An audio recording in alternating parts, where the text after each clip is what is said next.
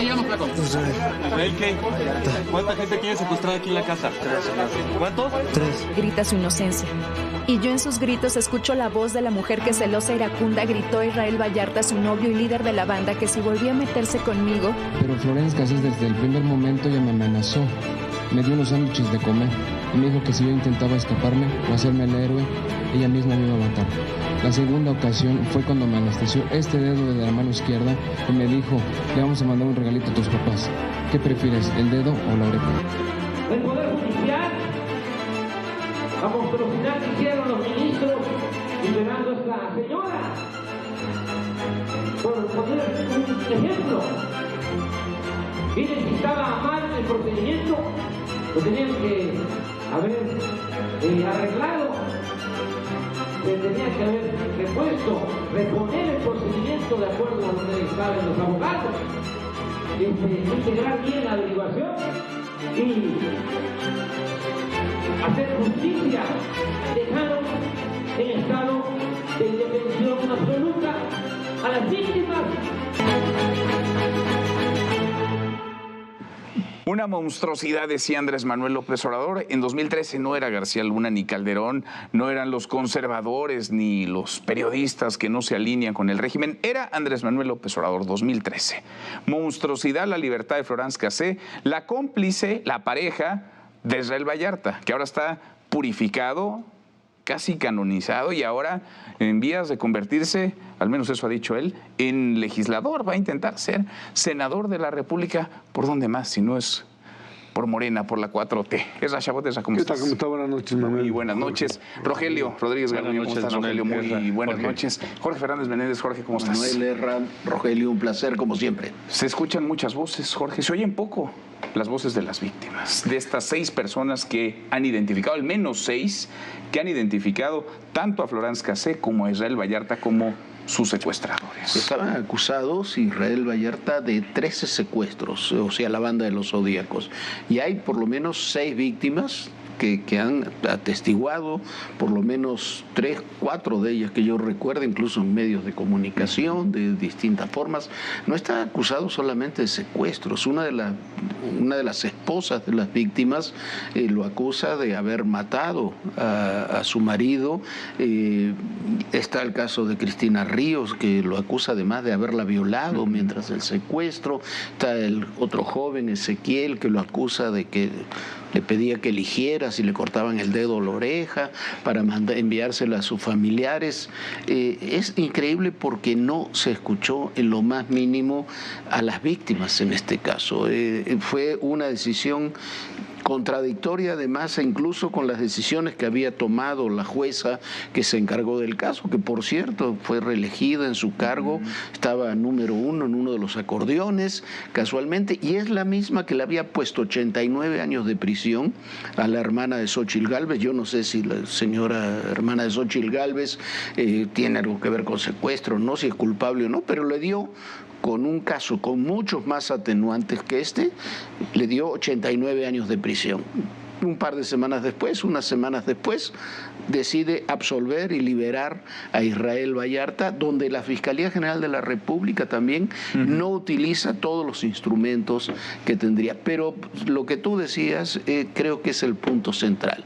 Es un caso de un secuestrador, de un criminal, no nos equivoquemos, que es liberado sin escuchar a sus víctimas y que además es recibido en la televisión pública y en otros espacios como un rockstar de la democracia y la libertad. Me parece terrible. Tristísimo. Además le han armado toda una agenda de medios para que se placee, para que se victimice, para que cuente su verdad, como si no hubiera memoria. Por eso vale la pena traer a colación estos ejercicios de memoria. Y qué mejor ejercicio que las palabras del propio López Obrador. A ver, Manuel, ese que es el dios de la 4T decía lo que acabamos de escuchar. Además hay que recordar que el primer interrogante sería si todo esto que han planteado ahora como atenuantes o como mecanismos para liberarlo son ciertos. ¿Por qué no se hizo esto durante los 6 años del gobierno de López Obrador? ¿Por qué no los liberaron entonces? Y a mí me queda muy claro en ese momento de las palabras, en una entrevista que le hacen a Olga Sánchez Cordero como secretaria de Gobernación, que dice abiertamente que, bueno, sí, hubo problemas, digamos, procesales, o sea, no se le cumplió el debido proceso, en ese caso, en el de Florence Cassés, pero que en los otros todavía tenía ahí cosas pendientes. Y de repente resulta que esto desaparece. Esto comienza otra vez a convertirse en esa trama, una trama que lo que trata, Manuel, es de justificar el hecho de que el Poder Judicial tiene que ser barrido y ahora los nuevos imparten justicia porque estos sí saben y son honestos. Bueno, porque los nuevos están bajo el paraguas de la 4T y vimos hoy a Hugo Aguilar, pues ahí están, flanqueado por Gerardo Fernández ahí está lo que Jorge dice, a lo que plantea con respecto a la jueza que... Y Rosa Isela ¿Sí? Rodríguez, que me parece una mujer respetable, no tengo absolutamente nada contra ella, reconoce que fue a ver a la jueza para tratar el tema, no la consejera jurídica, que en todo caso uno comprendería, la secretaria de Gobernación va a tratar el tema. Y algo más con respecto a esto, se dice es que hubo violaciones al debido proceso. Y se van con la famosa entrevista de Loret en Televisa. O sea, se van sobre eso. Y lo repiten. Y aquí el punto, por supuesto ustedes saben, y Rogelio más, si hay una irregularidad por presentación de una prueba, entonces la prueba la quitas. Sí. Simplemente no la tomas. El que haya habido un montaje desde la autoridad, Genaro García Luna, Luis Cárdenas Palomino, eso no le da a las víctimas, digamos, la indefensión absoluta. Pero les da la posibilidad de volver a traer ese tema y seguir golpeando a periodistas y a gente que de una u otra forma se ha manifestado en contra de, pues, eso, armar casos, porque lo que están haciendo ahora es armar un nuevo caso. Este es un gran montaje también, estamos viendo, es un gran montaje, Rogelio. Pues tendríamos que ir a la sentencia de Florence para decir que ahí es donde se atrofió la justicia en México, porque fue una puerta giratoria. El tema que teníamos en la mesa en aquel entonces, la discusión de Arturo Saldívar, la propia Olga Sánchez Cordero y el ministro Cosío, que era el antagónico, es qué hacemos con alguien que fue detenido indebidamente, porque las causas para detener y procesar en ese modelo son la flagrancia, denuncia o querella. Entonces, como no hay flagrancia, porque es un montaje, entonces no existe el proceso. El proceso se vino desarrollando y a lo largo del proceso viciado de origen se identificó efectivamente las víctimas que señalaban lo que acaba de decir Jorge, para no repetir, con detalle, y se fueron acumulando medios probatorios. Entonces, al llegar a la decisión esta político-jurídica, era, le concedo el efecto para el efecto de iniciar un proceso, porque nació mal el proceso, o le doy la libertad absoluta porque el proceso tuvo un efecto corruptor. Optaron por la segunda. Debido a eso, el llamado debido proceso fue la puerta giratoria para que cualquier persona procesada alegara violaciones al debido proceso. Me parece que fue una tragedia para el sistema jurídico mexicano. Pero ahora, la jueza Mariana Vieira, jueza del tercer distrito en materia penal de segundo circuito, dicta una sentencia muy interesante que puede ser otro precedente muy complicado. Y es, en primer lugar, 292 pruebas que hay en el expediente las va a considerar como nulas. ¿Cuál es el argumento? El artículo 20 de la Constitución dice que todas las pruebas obtenidas en violación de derechos humanos son nulas. Entonces hubo tortura, hubo un montaje, hubo, dicen ellos, no hay fiabilidad de las... Estoy usando los términos de la sentencia, no hay fiabilidad de las víctimas porque hay contradicción o inducción, para resumirlo. Y en consecuencia las anuló. Consecuentemente dictó una sentencia absolutoria. Absolutoria en todos sus términos, técnicamente, pero atrás de esto hay una cuestión técnica que decía la ministra Sánchez Cordero, como secretaria de Gobernación. ¿Por qué no se fue Israel Vallarta con Florence? Y no se fue porque eran procesos penales autónomos. ¿Qué hizo la Fiscalía? Yo creo que de eso deberíamos preguntarnos, y la Procuraduría en su momento, es que pidió la acumulación. Claro. Pidió que se acumularan los expedientes y que la jueza resolviera en un solo expediente todos los como casos. si fuera un solo caso. Porque quiero aclarar una cosa. En 2001 fue la primera detección del secuestro, mucho antes del montaje. En 2003 es el segundo momento, y 2005.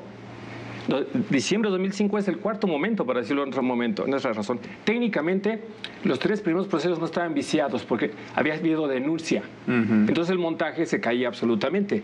Luego entonces la jueza dice hoy en una aclaración, da hoy declaraciones a los medios y dice, yo no lo hice, me lo pidió el Ministerio Público. Entonces, el Ministerio Público lo pidió, significa que el Ministerio Público coadyuvó técnicamente para lograr la sentencia. El Ministerio Público, que es la Fiscalía. La Fiscalía General de la República. Y al compactar todos los casos, el propio Ministerio Público, la Fiscalía, está violando también las leyes y los derechos de las víctimas. Me parece que es terrible. Entonces, es una decisión política liberar a Israel Vallarta. No tiene ninguna base judicial.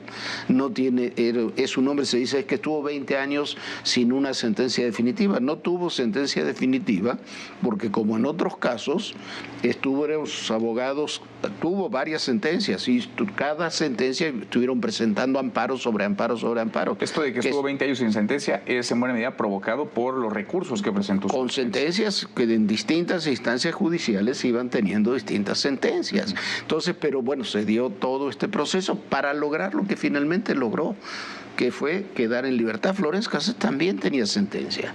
Florence Cassés no era que no tenía sentencia, fue la presión de Nicolás Sarkozy y la forma en que se dobla el presidente Peña, que le critica a López Obrador por cómo haberla liberado. Es parte de un debate que quienes participamos en ese debate, lo recordamos muy bien.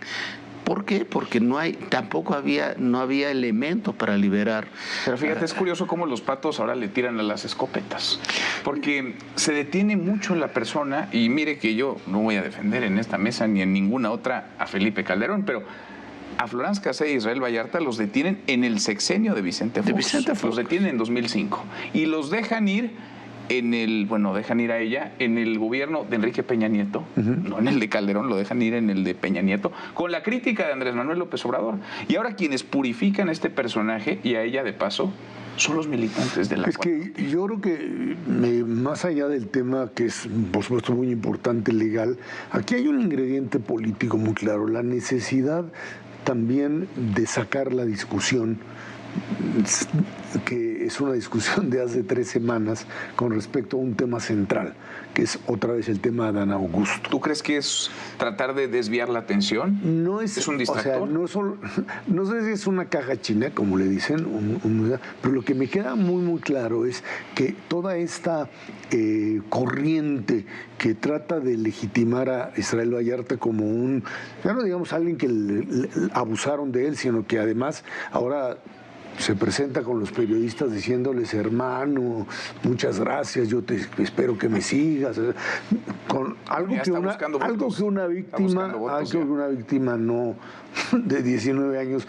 no comúnmente lo hace, y es una utilización de orden político. No lo sé, yo por supuesto no tengo ni el conocimiento ni de Jorge ni de Rogelio con los elementos como tal, pero en términos del juego político me queda claro que se trata de un intento otra vez de ir sobre Loret, porque además este hombre sale, Israel Vallarta va hacia a los medios y no se queja de las autoridades que lo mantuvieron.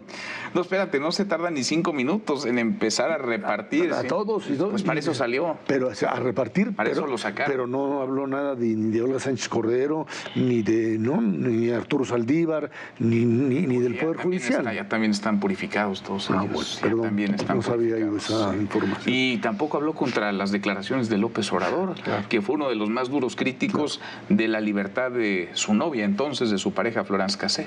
Déjame insistir en algo, porque a mí me parece que esto es trascendente, sobre todo para las personas de a pie, el ciudadano que nos está escuchando en este momento. Una persona comete un delito y la Policía de Investigación o el Ministerio Público o la Fiscalía, por incompetencia o por corrupción, comete hierros. Y entonces esta consecuencia de que entonces hay violación de derechos humanos del que será delincuente, que será procesado, invoca lisa y llanamente este criterio.